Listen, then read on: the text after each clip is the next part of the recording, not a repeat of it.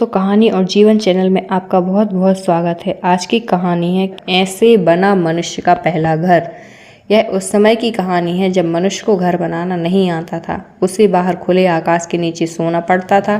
ठंड हो, बारिश हो या सर्दी गर्मी हो, हर मौसम में बहुत मुश्किलें होती थीं। तब उसने अपना अलग घर बनाने की बात सोची। उसने खरगोशों को मिट्टी के ढेर के अंदर घर बनाते हुए देखा। उसने अपने लिए भी ऐसा ही घर बनाया, लेकिन मुश्किल यह थी कि इस घर की छत बार बार उसके सिर पर गिर पड़ती थी।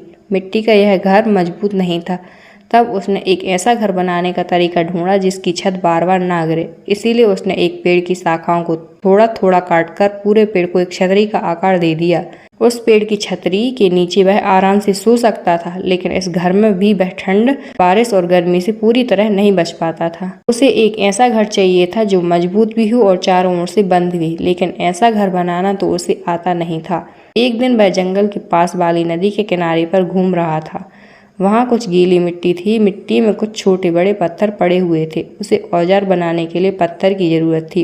उसने गीली मिट्टी में पड़े हुए एक पत्थर को उठाना चाहा, लेकिन वह उठा नहीं सका क्योंकि पत्थर गीली मिट्टी में आधा धंसा हुआ था और चिपक गया था।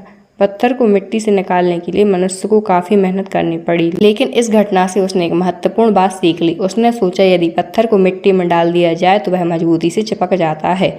इसका अर्थ यह हुआ कि यदि दो पत्थरों को एक दूसरे के ऊपर चिपकाना हो तो बीच में गीली मिट्टी लगा देनी चाहिए। मनुष्य ने यह प्रयोग करके देखा और उसका प्रयोग सफल भी हुआ।